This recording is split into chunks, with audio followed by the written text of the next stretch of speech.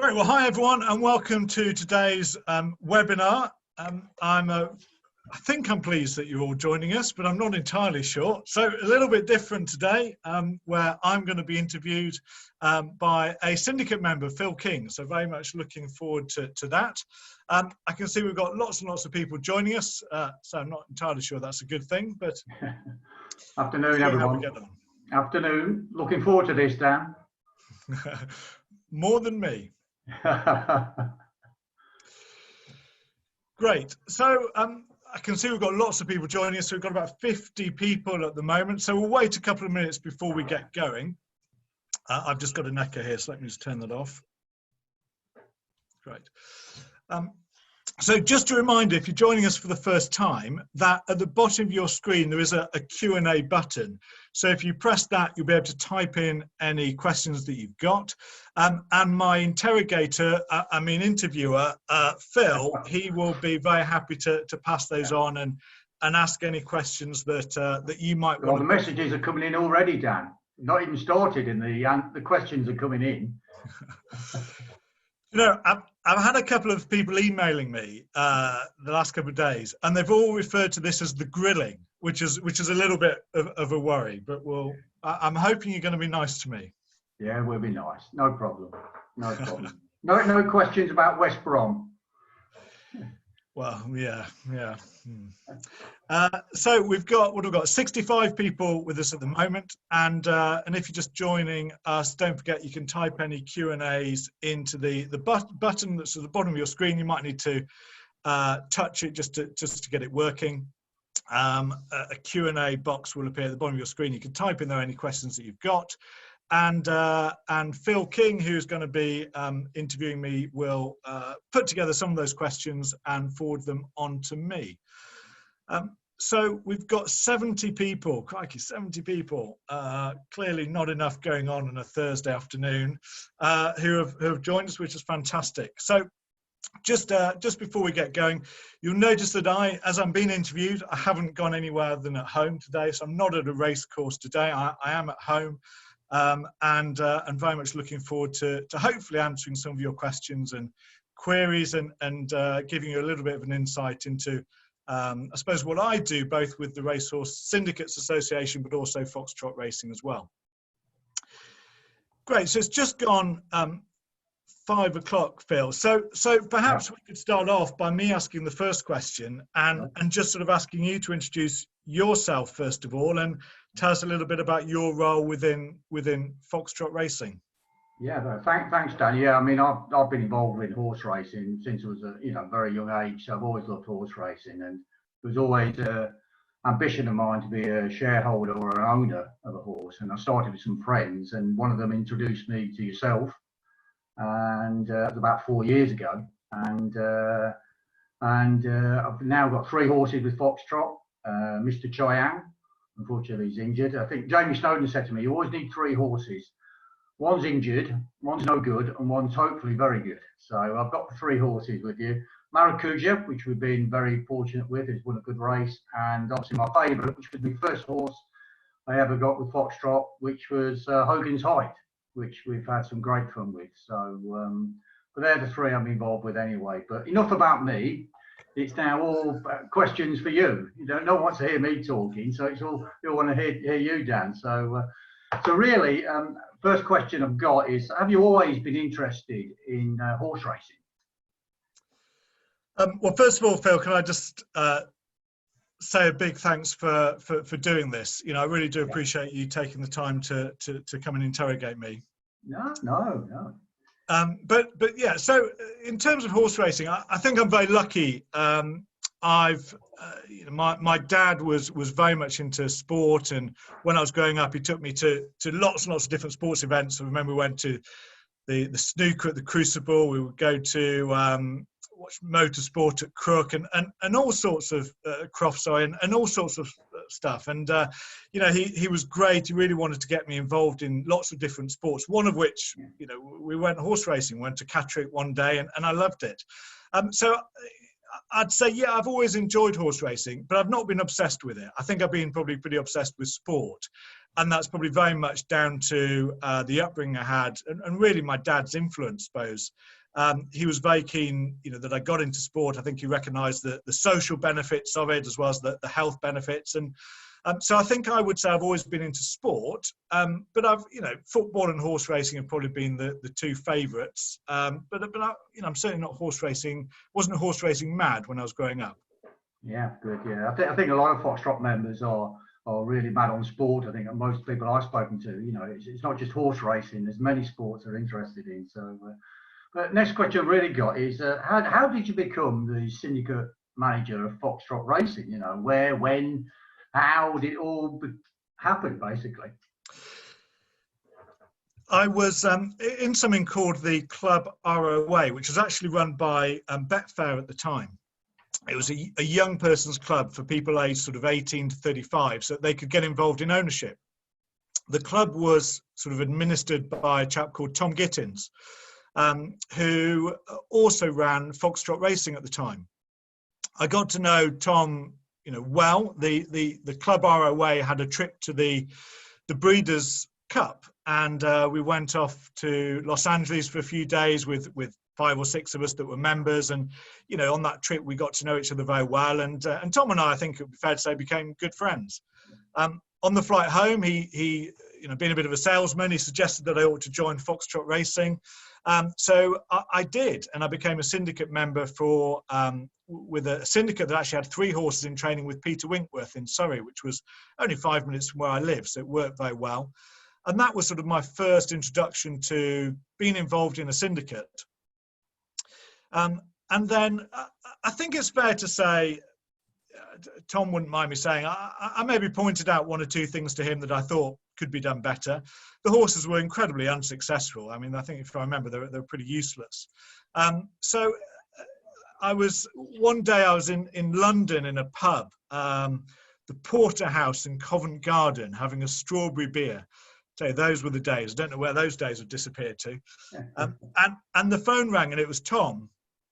And I was assuming he was probably ringing me to tell me one of the horses was injured or had finished so slowly up the gallops again that they're thinking of retiring it. But actually, he rang me and said, I've got a problem. One of his family, if I recall, it was his uncle, but that may be wrong, had become ill, and he'd had to move into the family business.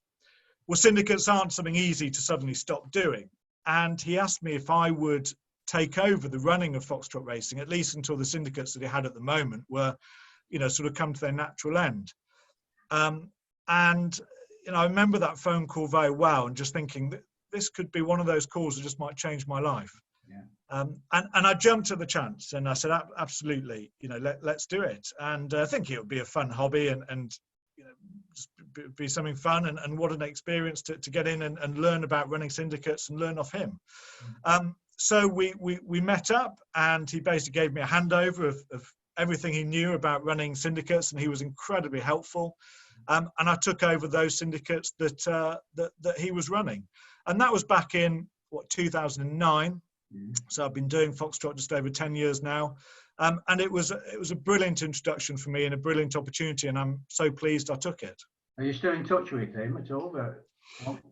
Absolutely, yeah, Tom, and I'd say even beyond that, he's actually a shareholder in a few horses with Foxtrot. So he's still involved, and yeah, I wouldn't say we speak regularly, but Tom's a great guy, and I owe him a huge debt of gratitude for getting me involved and I suppose giving me the opportunity to take over Foxtrot Racing. And I guess there's definitely a lesson in there that if you're too critical of the syndicate manager, you might turn up being offered the job. So be careful what you say. Okay, great. So, what did you change, Dan, when you took Foxtrot Racing over? What was the things you did initially and the major changes you did to Foxtrot? Well, first of all, I'd say that Tom did a great job with Foxtrot. He got it off the ground. It was his business, if you like, and I owe him a huge debt of thanks. But that was 10 years ago, and whatever happens, any business 10 years ago is going to evolve and change. And Foxtrot is, I think he would agree, fairly unrecognisable from where it was then. Tom had, Foxtrot at the time had a lot of sort of older trainers and expensive, underperforming horses. And I think, the first thing I wanted to do really was move on the horses that he had and put my own stamp on things. I wanted young, hungry trainers that would make a real and significant difference. And I think I was probably more willing to take risks, if I'm honest. Tom bought a lot of horses with trainers, whereby there'd be an agreement that he would, if he didn't sell the shares, the trainer would in effect keep the rest. So it wasn't a huge risk for him in terms of, if the shares weren't sold, the trainer would just keep the capital of what's not sold and be able to would only charge Tom the training fees for the aspect of the horse that have been sold. A great opportunity for him. But I think I just felt that put you too much in the pocket of the trainer, and it didn't give enough independence. I wanted to be the customer of a trainer. I wanted the trainer to have to work hard to impress me.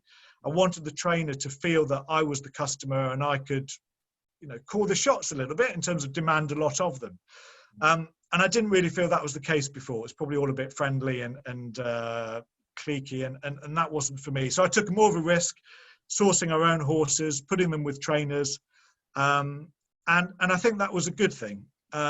And searching for young, really hungry trainers that I think would want to train for us, want to have winners, and trying to find better horses as well, which is absolutely crucial. But I think, as I say, that's not a criticism of what happened before. It's just businesses evolve, they change over time, and when you take something over, you always want to put your own stamp on something. So what's really your philosophy, Dan, for buying a horse? Can you just perhaps run through that? So what's your thought process basically? Yeah, I think buying horses, I could warn you, Phil, I could talk all evening about buying horses. So stop me if I'm going off. Got till 6, I think. So I think that's about it. So yeah, I'll cut him off if he goes on too much about this. So, yeah. The first and foremost thing is, would I buy a share in that horse? And that's crucial. Having been a syndicate member myself, would I want to be part of that syndicate? And if I wouldn't, then it's not a horse that I would want to buy for Foxtrot Racing. I think that crucially also it's about finding value. And I would look back on every horse that we bought for Foxtrot. Now, not every horse has been successful, and I'm not pretending they have. But there's no horse that I would say I bought, and I look back and I'd think, oh, I overpaid for that. And I think value is absolutely critical, because at the end of the day, no one knows how horses are going to do. No one's got a crystal ball. No one knows if that horse is going to be a brilliant success or actually just not going to work out or get an injury tomorrow on the gallops. So you've got to be confident at that time with the information you've got, is this horse good value? And if you buy enough horses at good value, then that will reap the dividends. So I think, would I be involved in the horse myself, and does it provide value? And I think different people, when they're buying horses, will put emphasis on very different things. And it's interesting. Trainers will often ring you up, and I've seen this before, not even with Foxtrot. A trainer will say, "I've got the perfect horse for you. I found a horse that's going to be ideal for you." Great. What is my ideal horse? You tell me. What do you think my ideal horse is? And it's amazing how many people have got the perfect horse for you but don't even know what you're looking for. So it's vital that you know what you want. And I think that's works really well with the Foxtrot trainers, because they understand what Foxtrot are looking for, what Foxtrot members want, what I'm looking for.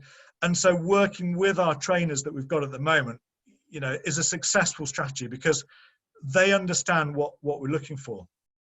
I'll give you a couple of examples. We had, Dan Skelton, when we originally had horses with him, I said to Dan, right, what we're after here is very cheap horses that we can buy cheaply, are pretty much ready to run, so we're not attracting much training fees. We get them in, we run them, we get them up the handicap by winning 2 or 3 races, we move them on. These are 1-season horses. Get them in cheap, win 2 or 3 races, move them on. And we did that.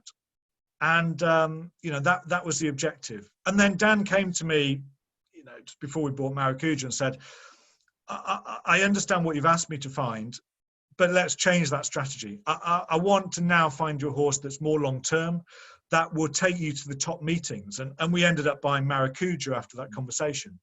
So you've got to understand what your own strategy is and what you're looking for.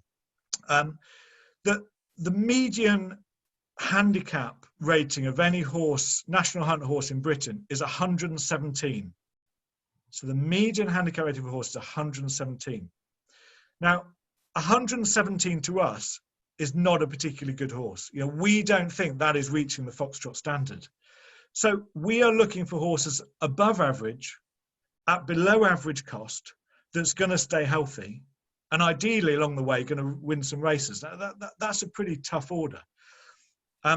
So sort of going back, and I said I could talk forever about this, Phil, but going back to what philosophy is. Basically, I've got 5 factors that I'm interested in a horse, and every horse that will get offered. And to put this into context, I'm offered a lot of horses. There are 5 things that I will sort of run through, if you like, and think, right, where does this horse come to on that scale? The factors would be breeding. How is the horse bred? The way the horse looks, the form of the horse, what I would call noise, and you won't know what I mean by that. But what I'm talking about there is what people say about the horse. So the trainer says, "Oh, this horse has been working really well." The jockey says he didn't run very well last time because he didn't like the ground. That sort of noise that comes with a horse. And then finally, I'd say the age of the horse. And within each purchase we make, those are the assessment criteria we'll go through. So I'm thinking about those things whenever we get offered a horse, and whenever we think about buying a horse. And I think what's important is to understand, again, really what are you looking for? I saw something on social media last week, and it was some person saying I bought 2 horses this week, absolute bargain. The COVID-19 has reduced prices. I bought one for 3,000 and I bought one for 5,000. Well, to me, that's not a bargain, because those horses are probably worth 5,000 and 10,000 before the current situation. So he's got himself a 50% discount, but he's still only got a horse that's worth £10,000. Whereas, well, I can tell you, I mean, Richard Newland's offered me a horse this week, which he's paid £22,000 for. Well, that horse, it's not a 50% discount, but it's probably worth, I don't know, 35,000. So it's probably got a 40% discount. Well, I'd rather have a £22,000 horse that's worth 35, in March, than a £3,000 horse that was worth £6,000 in March. So we've got to be clear what we're looking for here. And we talk about value. That doesn't necessarily mean cheap. It just means that what you're getting for your money is good value and worthwhile. Yeah, we're getting quite a few questions coming down about it. It's quite important, this, actually, I think. And 1 or 2 or 3 of the questions are asking, would you have any limit on the number of horses you have in Foxtrot? I know 20, 25, 30, these questions are coming through. So do you want to just quickly answer that one while we've got it coming through? Yeah, I don't have a set number of horses that we want to have. I think, I think it's very, very difficult to find horses that are tick the right boxes and to provide value. I would say that when horses come along, I take those opportunities, but I don't have a figure in mind, and I don't have a maximum, and I don't have a minimum. We've got quite a lot of horses that are probably coming towards the end of their careers, and so the number of horses we have will inevitably probably drop at the end of this season. But I think I'm very lucky. Some syndicates, it's not a criticism, will say, well, we're always going to have 3 horses, or always going to have 10 horses, or always going to have 25 horses. So they may end up being tempted to buy horses that they don't particularly want. Whereas I think we only buy horses that really fit the criteria we're looking for. And as I say, that criteria is pretty tough. At the moment, with the current situation, I think it's a tremendous time to be buying horses, especially young horses that have got good careers ahead of them. I genuinely think now is a brilliant time, and therefore we'd probably be buying more horses now than I would, normally if the sort of coronavirus situation hadn't come about. I think also, Dan, just another kind of question coming in is why the focus on national hunt racing, and and no flat, or would you consider maybe a horse for a bit of both? National, start on the flat, then go national hunt racing. So maybe you want to expand on that. Yeah, I think that's a very good question. Obviously, Tom Gittins, when he was running Foxtrot, had flat horses. In fact, I joined a flat syndicate. We don't have any flat horses at the moment, and part of that reason is because I don't think I've got enough expertise at finding the value. If you go back to my 5 sort of criteria, if you like, one of them is breeding, and that is there on the page for everyone to see. Another is conformation, the way the horse looks, and again, everyone can see that at the sales. I don't think I'm getting any value that no one else can see. So inevitably, I think you're ending up buying horses. I would be buying a horse for the flat that simply no one else wants, if we're buying cheap horses. And I think if you compare that to, say, an unraced horse that we bought, so anything for Love, who was the least, you'd say, well, yeah, probably ticks the box on the breeding, ticks the box on noise. There was really good talk about her from her pre-trainer in Ireland. Age ticks the box, looks, yeah, okay. So I can pick up a national hunt horse that's unraced with a lot more confidence than I think I can a flat horse. And I think what is important is that I'm getting value for money, and I just feel more comfortable with the jumpers and finding value than I do on the flat. And I think the other thing I'd add into the flat is I've become quite intrigued by summer jumping.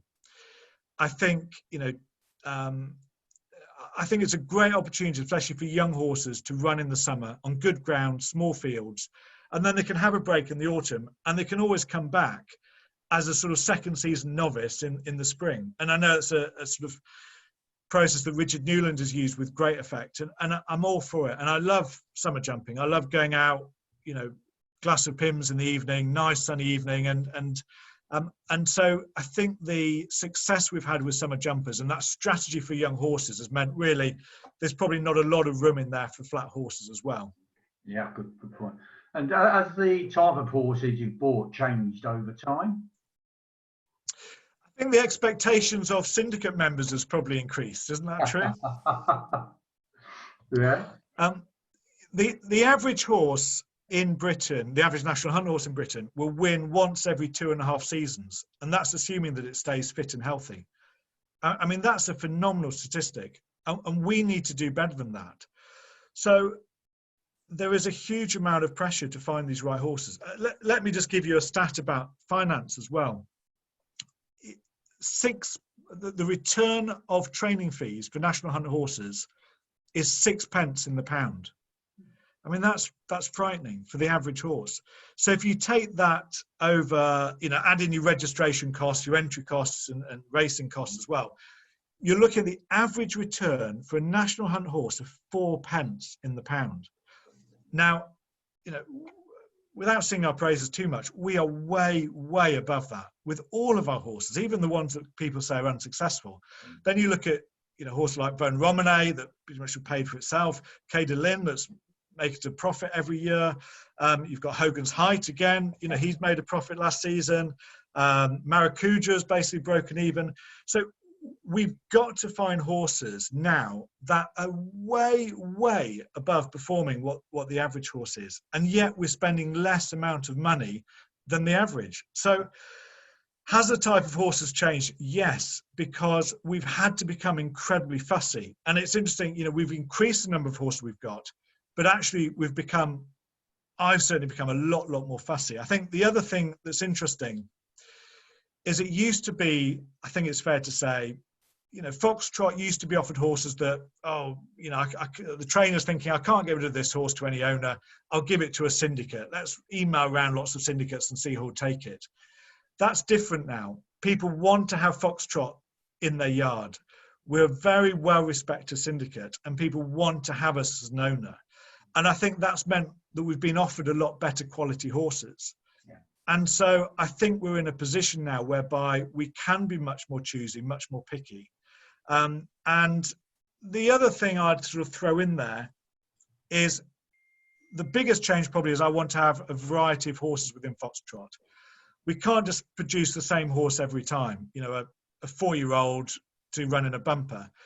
What I want to do is be able to offer people in Foxtrot racing a choice. You know, they can have a horse that's ready to, a little Rory Mack. He's ready to go in a couple of weeks, and he should win a hurdle race and he'll become a nice chaser. We want to have an Anything for Love. This horse is going to run in a bumper. You know, we want to have a Maracuja. He's going to go straight chasing and run in top races.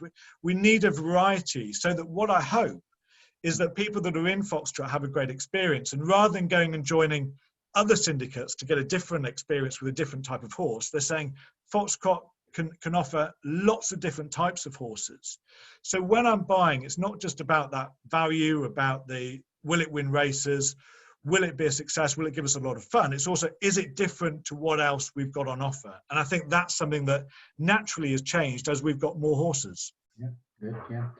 Well, still questions are coming through down in numbers. So really, sometimes I know you do a lease on a horse. Now, why do you do that? Is there advantage, disadvantage, or what are the advantages of doing that kind of thing instead of just buying it outright? Yeah, Phil, I mentioned Anything for Love. Obviously, she's a lease. We had Midnight Silver, who was a leased horse. Leases come with advantages and disadvantages. Generally, when we've gone into a new trainer, we've used a lease. Almost every trainer, even Richard Newland with Paddy the Hare, the first horse we had was a leased horse. And that has been a very successful strategy because it's a cheap way of getting into a new yard. So let's take each side of it. What are the good things about a lease? Well, there's no capital cost. So it brings the cost down. If the horse gets injured, you can send the horse back. You know, if the horse is no good, there's an easy exit route. You just send the horse back. So getting out is much easier if you lease a horse than it is if you buy one.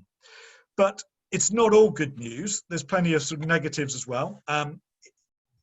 You have to be careful when you're taking on a leased horse. Often they're unraced, and it may well be that you've got to pay a lot of training fees to get that horse to the racecourse. And once it's at the racecourse, how many times is it going to be able to run? If you're leasing a very inexperienced 4-year-old, you know, you might be paying training fees for 6 months, and then it's ready to run in one bumper, and the jockey says, "Oh, I'll put it away for another year and then bring it back next season." So you have to make sure you're leasing the right type of horses. Otherwise, you spend more money on training than you do actually just going out and buying a horse from the sales and being able to run it 2 weeks later. So I think, in fact, Midnight Silver is a great example of that, because the people that own Midnight Silver, or leased Midnight Silver before us, gave up because she'd taken so long to get to the races. They'd put so much money into the training fees that in the end they went, actually, we don't want to do this anymore. We could just go and buy a horse that's cheaper and ready to run. The other things you have to be careful about with leasing are things like, you know, what are your actual outgoings? Are you paying insurance, mortality insurance for the horse? Are you splitting the prize money? Are you paying a lease fee? And I think the other crucial thing is, you know, who's in charge of where the horse is running. You know, I can think of a lot of syndicates that lease horses that have no say at all in where that horse runs, and it ends up running in entirely inappropriate races because that's where the breeder or the owner wants it to run in, particularly maybe to try and get black type. So I think you've got to make sure if you lease a horse, you're leasing it on terms that work well for you. And I think we've been extremely successful with that, with Midnight Silver, Anything for Love, and various other horses we've leased. It's usually been on very good terms for us. So leasing's great as long as you get the negotiations right. Yeah, good. I think also, just finally on horses, you know, in the Brian Mayer webinar, Brian spoke about the mares with the bonus scheme. So that's coming up or has started, I'm not quite sure. So how does that impact on Foxtrot and basically potential new horses for Foxtrot as well? Yeah, you're right. And of course, these two things with leasing tie in very much, because often it's mares that we're able to lease, because breeders like to lease mares because they can send them out to go training. Someone else pays the training fees, and then they get them back after a few years with all the form ready to breed from. So it's leasing off breeders is often a very good way of doing things because it works for everyone. The new mare scheme that Brian mentioned, I don't think it's yet been announced officially, but we seem to know pretty much everything there is to know about it, perhaps ahead of the official announcements. Just very briefly to explain how it works, it's really to try and incentivize people to own or to race mares. So that's partly to increase the value of mares at the sales, but also just to encourage people to race them. There are a lot of mares that simply are never taken to the race course. The new scheme, as I understand it, is going to offer bonuses for winning races. Now, what I think is going to happen is if you run against the boys and you win a bumper or a maiden, you'll get an extra £10,000 bonus. If you run against the girls in those races, you get a £5,000 bonus. And I think if you're running in, I'm not quite sure, certain races, it might be novice hurdles against the boys. I think you get a £20,000 bonus.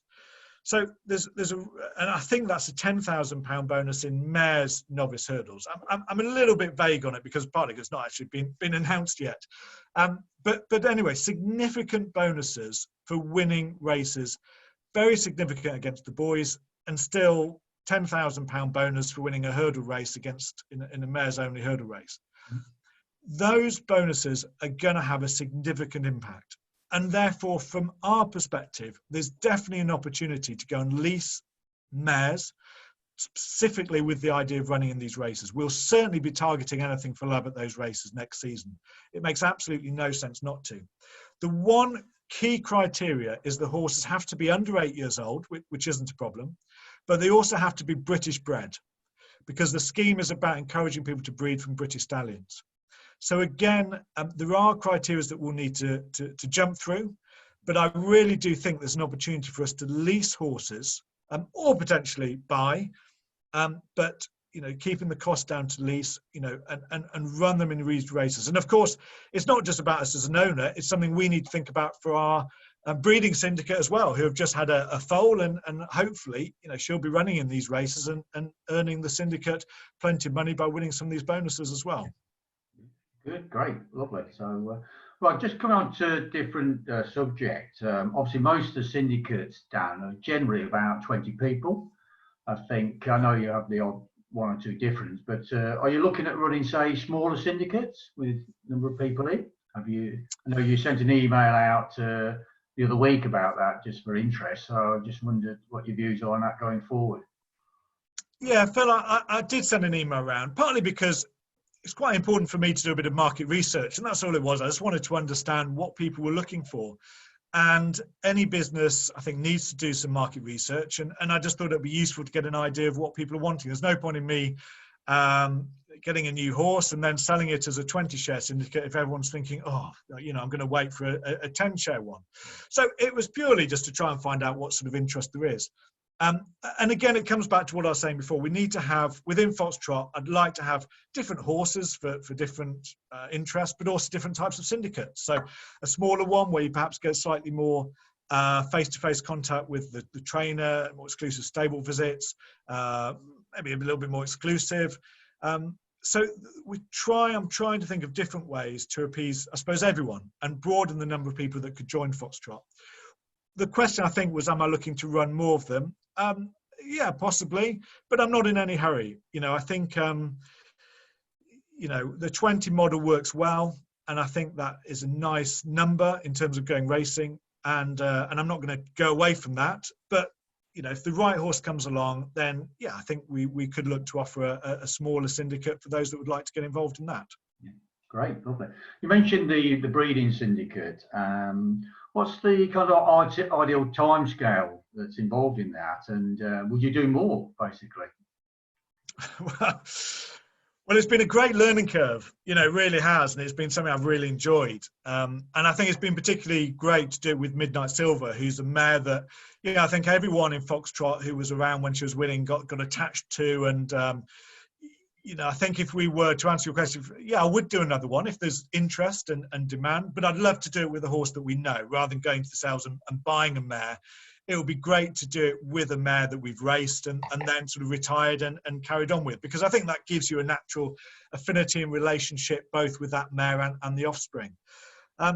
In terms of the timescales, it's I have to admit, it's something I'm learning about all the time. But roughly, the foal, we've just had a filly foal, and the syndicate agreed that when we had a filly, we would keep the filly and sell the colts. So first one was a colt, which we've sold, and the second Midnight Silver secondly produced a filly. So we've agreed for now at least to keep it. So let me just explain the timescale for that filly to give you a broad idea. But of course, every horse is slightly different. We will keep the foal probably until it's 2 years old, and then send it to a sort of pre-trainer. And there it'll go to pre-trainer probably sort of February, March time. And their job would be to break it in, but also to look after its sort of skeletal development and mental development as well. Is this horse going to be suitable and ready to go and race? And then I suppose as a 2-year-old, the horse will start off, February, March time in training, been broken in, and then probably spend a bit of time in the field, and then come back into the pre-trainer probably in the summer for a month or 2 months, and then back out in the field. So it's getting the best of the grass, but at the same time, it's slowly getting educated. And importantly, we're getting an idea of whether or not the horse is going to be capable, because we don't want to keep a horse if all the signs are, it's going to cost us a lot of money and not going to be competitive on the race course. And then at 3 years old, we've probably got a choice. We can either sell well, in our case, a filly, or we can decide to keep it. And again, if we decide to keep it, we'd probably send it to a pre-trainer, again, saying to them, has she got the potential mentally, physically? Is she going to make a capable racehorse? Now, in truth, these pre-trainers are very good at establishing if they're very good horses, very good at establishing if they're very poor horses in terms of their ability to be successful racehorses. And most horses fit somewhere in the middle. So how much you learn is always difficult. But really, 3-year-olds probably the chance to sell them if we want to get out. And then if not, we would then probably send the filly to a trainer, probably as a late 3-year-old or even as a 4-year-old to start training. So if the pre-trainer sort of gives us a thumbs up and says, yeah, she's got some ability, a bit about her, then she'd probably go into training as a late 3-year-old, early 4-year-old, and then we'd see where we end up. So it's a slow process, and it's not something that happens overnight. But it's great fun. I think everyone in that breeding syndicate has loved the experience so far. It's definitely a long ball game, but yeah, I'd love to do it again, and I've learned a huge amount. And I think I'd probably be much more knowledgeable doing it second time round, as it were, with another syndicate. But I don't know if there's interest or demand for that. But if we get a nice mare that's successful and we decide to keep her at the end to breed from, I think that would be very exciting. Interesting. So move on to trainers, Dan. So I think quite a few questions coming in about the trainers, and the first one really is how do you choose your trainers? Wow. Or do they choose you? So as you said earlier. I was looking at the list of people that would signed up to this, and I noticed there were some Foxtrot trainers that have signed up to listen to me. So you've got to be careful what you say then, Dan. Yes. Exactly right. Look, I think again it goes back to as an owner, what owner would I like to have a horse in training with, and crucially, as important as the trainer is the horse, and that's got to be absolutely crucial. You've got to find the right horse to go with the right trainer. I mean, we've done a few stable visits. Alex Hales, Ali Strong, where we've gone in and thought, yeah, I really like the setup, and we've never found the right horse to put into the yard. And going back to what I said before, I'd never take on a horse that I don't think is absolutely right. And I've got really, really good reasons for running in the Foxtrot colours. So it's a combination of two things. It's the trainer, but also I think it's the horse itself. You've got to have a trainer that you think is going to be successful, and one that I can work with, is good at communicating. But as I said right at the start when I was talking about the changes I made from Foxtrot when I took over, that trainer's got to be hungry, and they've got to want to have winners, and they've got to want to work hard, because we pay a lot of fees in training. And one thing that all the Foxtrot trainers, particularly those that are listening to this, I'm sure will say is, the expectations are high. We all want to have success. We pay a lot of money, and so we want trainers that will be fun to be with, that will be social, be good communicators, and will produce results. Yeah. Great. There's quite a few questions coming about trainers, and really, we've got a member, Graham Seaward, who's quite a new member, and it falls into this next real question I've got for you, Dan, is are there any trainers that you're keen to have horses with in the future? And he's specifically asking any trainers in the north of the UK. So yeah, well, the first thing I ought to say, since some of them are watching, is we're very happy with the trainers we've got. You know, I think we've got a really, really good group of trainers who are hungry for success, who work incredibly hard, you know, who also, you know, will very much think outside the box. And you know, even what's happened over the last 2 or 3 weeks has been, I'm not answering your question, but I'll come back to it, is fascinating, you know, listening to what the trainers have been up to, examining their training methods, rethinking how they train horses. You know, these are hungry people who are outstanding at their job, and the type of people that, you know, we're in good hands with the trainers we've got. But looking ahead to other trainers, and yeah, trainers in the north, well, first of all, I should probably say, yes, always interested in new trainers if we can find the right horse. We had a stable visit to Richard Hobson's yard. He was a trainer I've been following for a long time, and he's a trainer I'd like to have a horse with. We've not found the right horse for him, but I'm sure we will. And so he is definitely one on the list. You know, his strike rate last season was 27%. You know, that, I mean, that's phenomenal. And you know, he doesn't buy expensive horses, and he ticks a lot of the boxes. You know, he looks after his horses very well. He trains them in the right manner. So he would be one. Now, he's not in the north, but you know, he's one to look out for a Foxtrot horse in future. Other trainers, we looked at the north. We had a stable visit to Jed O'Keefe a couple of years ago now, and you know, that was great, but couldn't really get enough interest in horses with him. Which is a shame, because I'd love to have had a horse with Jed. And at that time, he was really making progress with, you know, becoming a very, very good jumps trainer, having, I think, been a good flat trainer previously. Jed's strike rate last season was 29% over jumps. Again, you know, that's tremendous. And he's averaged 20% over the last 5 years. So, you know, again, strike rates are important to me, and he's done very well. Other trainers I'd be interested in, you know, Oliver Greenwell, I think, does very well, but his strike rate's not great. You know, 8%, I think, last season, 7% over the last 5 years. Phil Kirby would be another one. You know, he's, you know, good trainer, really knows what he's doing, young, hungry for success, great with the owners. You know, his strike rate, I think, is about 11 or 12%. You know, which is okay. And what you've got to remember, you know, is a lot of these trainers are young trainers who are not necessarily training good horses. And there's a big difference between comparing, you know, a Phil Kirby with a Nicky Henderson, because what they're working with is very different. You know, they're working with cheaper horses, less good horses. So we need to be careful in you know, what we're looking for is trainers that are on the up. And, you know, going away from the north, I'd say Christian Williams is one that would be of interest. You know, he's, I think, a young, up-and-coming trainer who's hungry for success. His strike rate's not been great, you know, 8%, I think, over the last 5 years, 11% last season, but he's got some very average horses in his yard, although he's got Potter's Corner and some very talented horses. He's proved he can do it with top horses. And I think he'd be a very interesting trainer to go with. Alistair Ralph is another one, you know, about 13% strike rate last season, I think.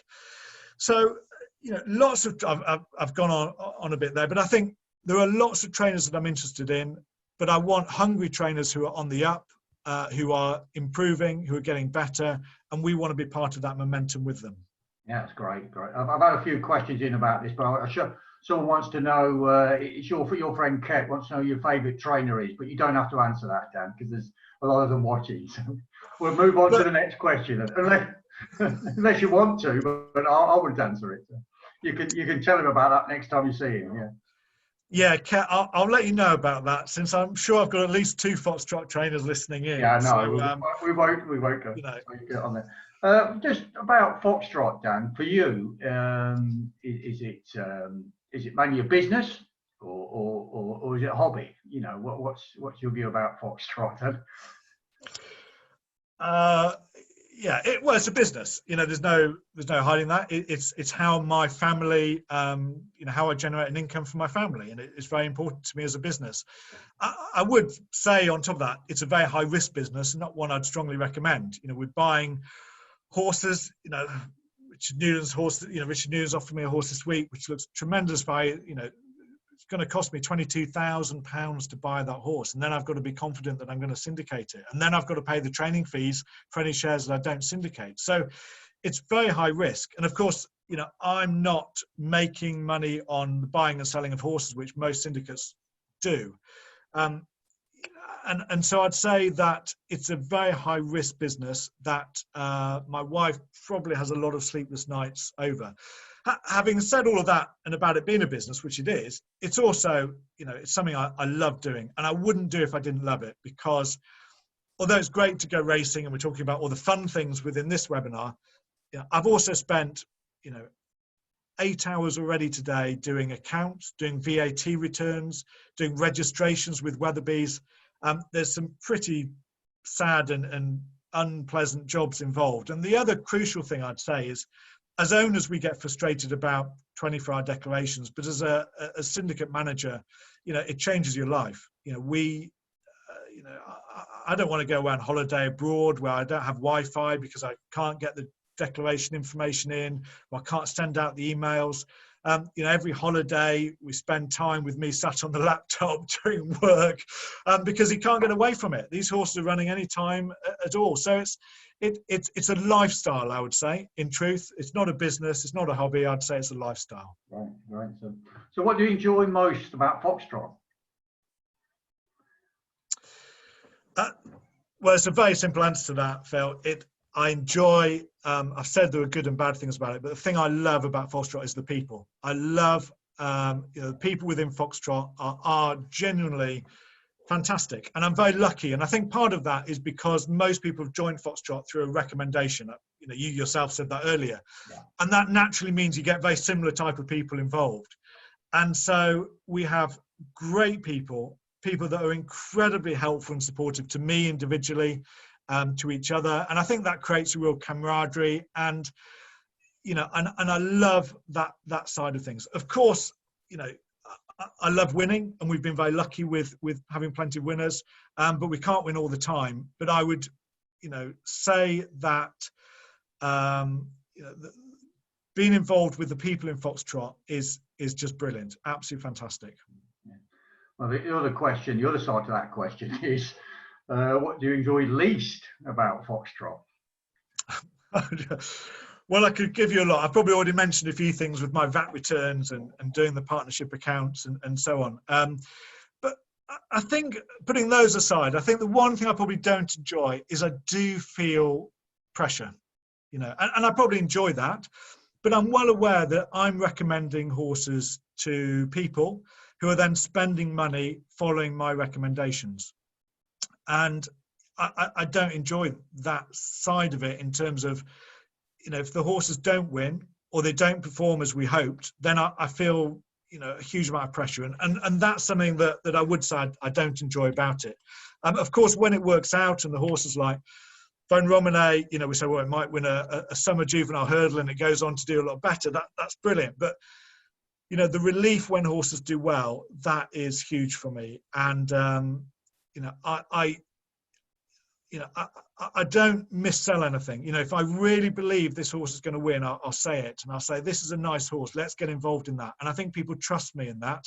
And I do feel the pressure of saying, none of us have got a crystal ball, but I really believe this horse is going to work out. People follow that advice, and I want that to be successful for them as much as anything. Great.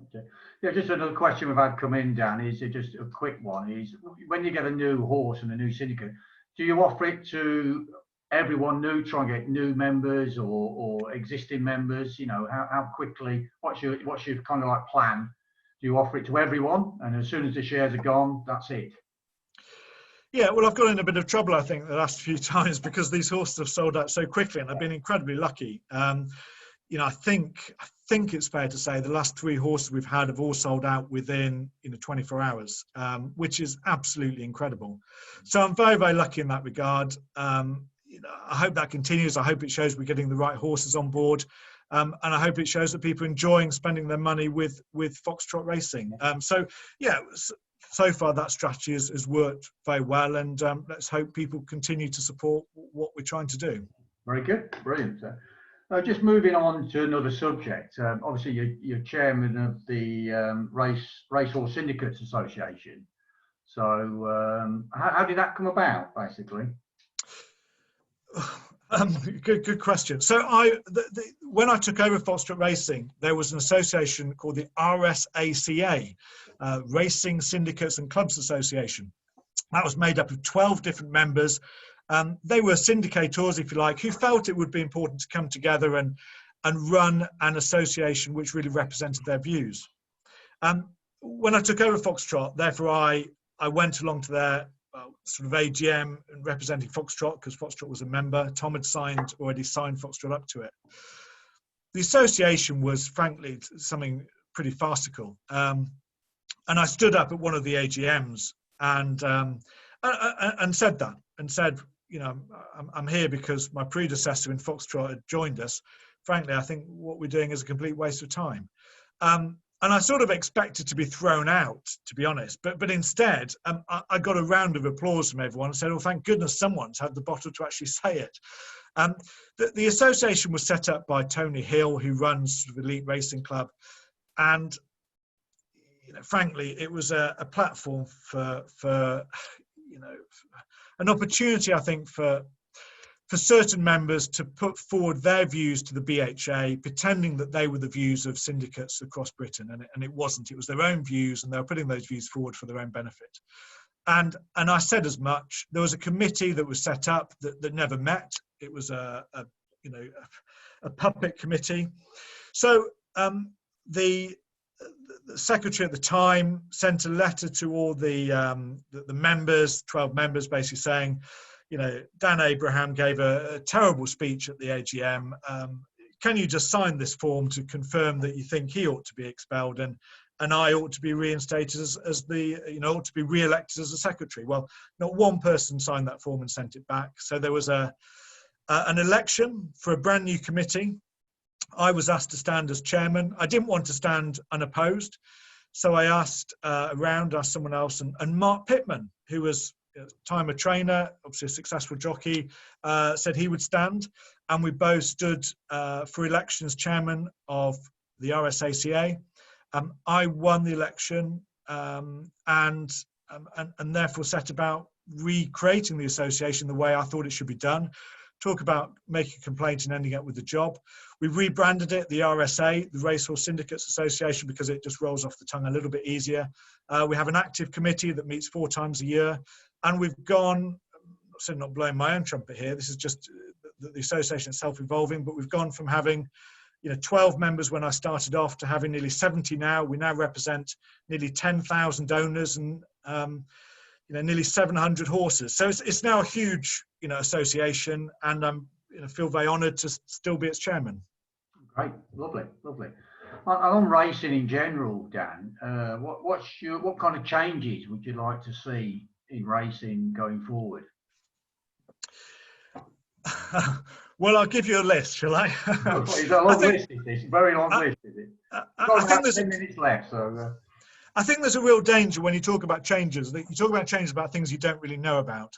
You know, I think racing is a very complex sport. There's a lot goes on, and you know, and it's very easy to sit back in your chair and say, "Oh, this ought to be changed, that ought to be changed," without really knowing the facts. And so I'd say any changes, you know, I don't really know what goes on. But let me throw a few things at you, things that I look at in racing and think, "Oh, I'm not sure that's right." So, the start of races. I mean, those standing starts at Cheltenham, it just doesn't make sense to me.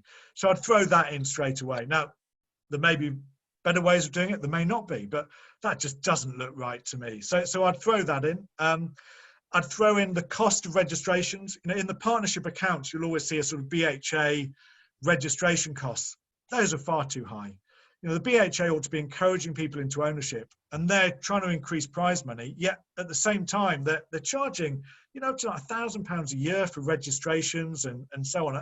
that just doesn't make sense to me. So I'd urge, and I am doing as chairman of the Racehorse Syndicates Association and through my contacts with the ROA, to say let's just abolish those. You know, ownership should be free. Why are we paying any registrations at all? Let me keep going with my list. Owners table. I'd like to see, you know, at the moment, Foxtrot Racing, each syndicate would be classed as a separate ownership. I'd like to see those brought together so that people could see where Foxtrot is on the owners table. And I think that would be a really, you know, exciting things for the syndicate members as a whole. If we felt, oh, you know, if this horse wins, we're going to go up to 5th in the owners table, whereas at the moment, none of our syndicates are in there because they're all dealt with individually. I'd like to see more of a variation in races. I think the handicapping system has too much of an influence. It influences how we buy horses, how we sell them, what races we run in, and who wins every race. The handicapper runs racing, and I don't think that's right because it's an opinion-based concept. So I would like to see a greater depth of racing. I'd like to see races for different types of horses, races for different types of trainers, you know, trainers with less than 50 horses. I'd like to see horse races for prize money won. You know, weights are done by prize money won as opposed to your handicap mark. So it becomes factual as opposed to opinion orientated. I'd like to see more experiments with different types of racing. The handicapping system is based on roughly £1 a length. So why not start a race with everyone in different positions? You know, why not show what that pound really means? Because if you actually put one horse half a circuit ahead of the others and said, right, you start there, people would actually understand what it takes to carry 12 stone over 10 stone. Whereas I think at the moment people forget that, and people, the handicapping system's almost hidden. People forget, you know, you run off 12 stone and you finish second to a horse that's carrying 10 stone, you feel disappointed. So I'd like to see a greater variation of the type of races. And I'd like to see racing finally just get more up to date with group ownership. You know, the fact that you get one trophy when you win a race. Well, now, how many horses are won by one owner? What are you meant to do with one trophy? You know, we do a draw. You know, racing needs to get up to date with multi-person ownership and get rid of the one DVD, the one trophy. Introduce it so that owners get to see racing if they can't go racing. Why does, you know, an owner not get a day pass to Racing UK when they have a horse running? So there's lots of things that I think could be improved. But as I said at the start, there's probably some very good reasons why they can't be done, probably financial. But if I was in charge, of course, Phil, everything would be great. I know. Just we've had a lot of questions about this topic, Dan, come through from people today about the coronavirus situation. Obviously, how has it affected syndicates? And also, you know, we've heard on the webinars we've had in the past, like a couple of weeks ago, on prize money going forward, and will there be any race courses could be in trouble. So just briefly, I know we've got about 5 minutes left, but just briefly, what's your views going forward for the next few months and what's going to happen? I think the coronavirus is actually, you know, it's very sad, and you know, we obviously wish it hadn't have happened, and but I also think on the other coin, it's provided some real opportunities. You know, I think the webinars we did were great. I think trainer communication has improved. And I think a lot of things that we've done, like Zoom forums, quizzes, not just in Foxtrot, but in our lives, have, you know, maybe will change. So I think there are some positives to come out of this terrible situation. Has it affected syndicates? I don't think particularly yet. You know, I've had a couple of people that have stopped paying their monthly fees, but in general, I think it hasn't had a huge impact. But it might once racing starts, if racing doesn't start treating owners better. And I think owners need to start demanding more off the BHA. For too long, the BHA have said owners are, you know, people with lots of money, Lord and Earl, you know, they're fine. They don't really need looking after. They only do it so they can talk about it at the dinner parties.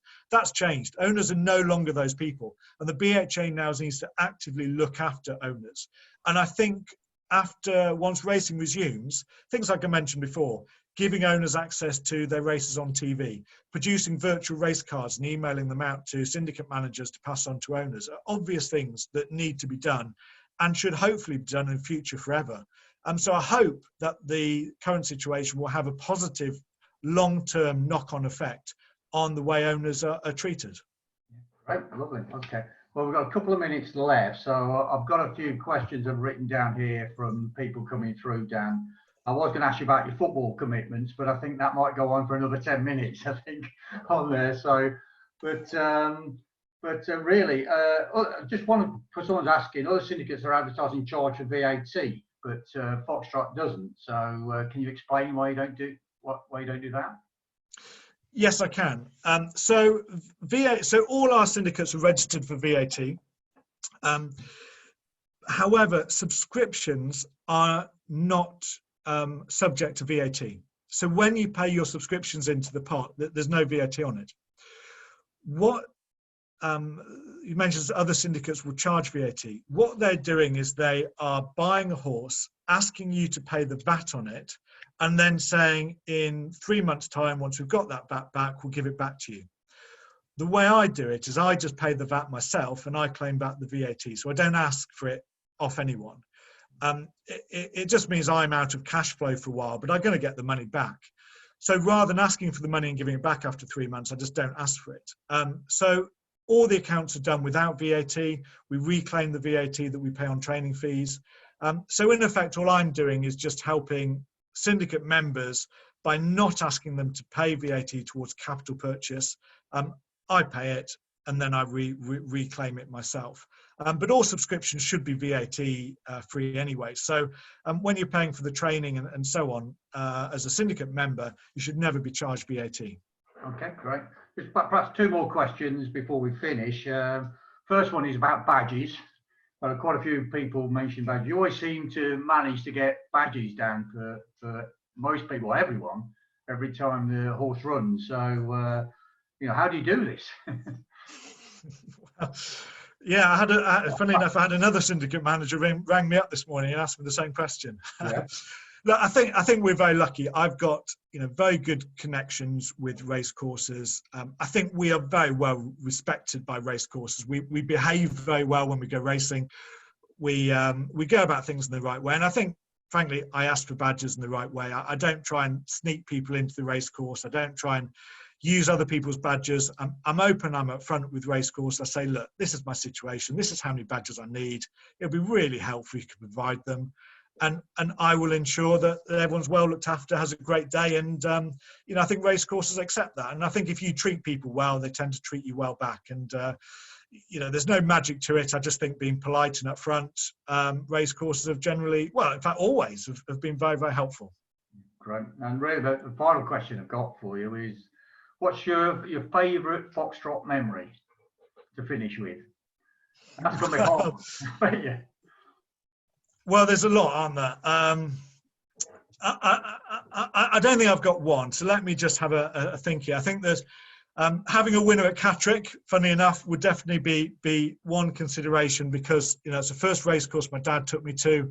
And the first winner there, both my mum and dad were there. I wouldn't have got into racing if my dad hadn't taken me into lots of different sports. So having a winner at Catterick would definitely be a slightly unusual answer to that question. But I'd say also, going back to feeling under a bit of pressure, I think when Solstice Star won his first race, a lot of people told me not to leave Solstice Star. A lot of people said, why have you taken on a horse that's clearly on the downgrade? And I absolutely trusted my own judgment with that. And I sold those shares to people and I felt under pressure. And when he won, the relief was, brilliant. And of course, he went on and won 3 times that season. Kay DeLynn winning at Ascot, that was phenomenal. Von Romane winning at Ascot, he's won plenty of times, but to win a big one with him was great. Going to America with that horse was an incredible experience. One I'd throw in there, we bought a horse called Powder Path that's not run yet. And he basically broke his leg on the gallops. He's a horrific fracture on the gallops.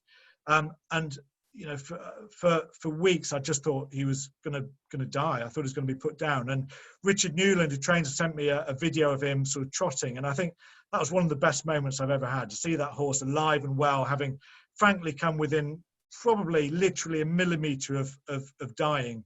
I think that was a great moment for me. Getting the Foxtrot foal, I would say, has been a great experience. Seeing retired horses and seeing them happy, that makes me happy, knowing that we've looked after them well, they've gone to good homes. I've nearly finished. I'd have to say Graham McPherson's breakfast was a massive highlight for me in my Foxtrot career. That was something that was something I'll never ever forget. But I think I've listed a lot there. The one I'm going to say, I'm afraid, is an obvious one, and Hogan's Height winning the Grand Sefton. To see that horse, you know, to see one of our horses in our colours go over the Grand National fences and to win in that style was absolutely incredible. But I'd say the win was great. But I tell you, I've never told anyone this before, but let me just finish off with this. After the race, we're in the winner's enclosure and Jamie Snowden's there celebrating, and Richard Newland comes over. Now, he's just been beaten with Bow Bay, and I think he was pretty disappointed to be beaten in third. He probably should have finished second. And he comes over and he starts hugging me, hugging syndicate members, and saying, oh, brilliant. And genuinely, he was so delighted for us. And Jamie Snowden was delighted he'd come over. And to me, that moment wasn't about Hogan's Height winning. It wasn't about him as an individual. It was about Team Foxtrot. And everyone was there. People that had a runner earlier in the day with Foxtrot were celebrating, even though they weren't in Hogan's Height. And that Team Foxtrot is what I think Foxtrot racing is all about. You know, two trainers both celebrating a Foxtrot win, syndicate members not even in the horse celebrating. And I think that's what makes Foxtrot so special. And I think that memory is probably the best one for me, because I think it says everything about what Foxtrot racing is. Great people who all follow each other, support each other. And I think that's why, you know, I love doing, you know, being involved with Foxtrot racing. Yeah, great. I'm glad you said that, Dan. That's mine as well. It's not just my best in Foxtrot, but I think my best sporting occasion I've ever had. Actually, it's fantastic. So, well, really, I think we'll finish up there, Dan. I'd just really like to thank you on behalf of all the Foxtrot members for all the work you're doing. The webinars, I think, have been a fantastic success. I mean, we're full. I think we've got 100 people on this, I see. So we can't take any more on Zoom. So it is fantastic. And I'm sure Foxtrot will go from strength to strength. So thanks very much. And thanks for your honesty to all the questions. Well, Phil, a big thank you to you to doing that. I know it's not easy because you're trying to look at people's question and answers as they come in. I've been there. I know how tricky it is. So thank you very much for asking the questions. I really enjoyed it. Really enjoyed it. It's been great. Well, thanks again to everyone that's listened. I hope I've not bored you too much. I hope you found some of it interesting, and I really do appreciate you tuning in. It's great. 100 people involved is just unbelievable. So thank you very much. Thanks again to Phil, and hopefully we'll see you all soon. Yeah, see you soon. Bye.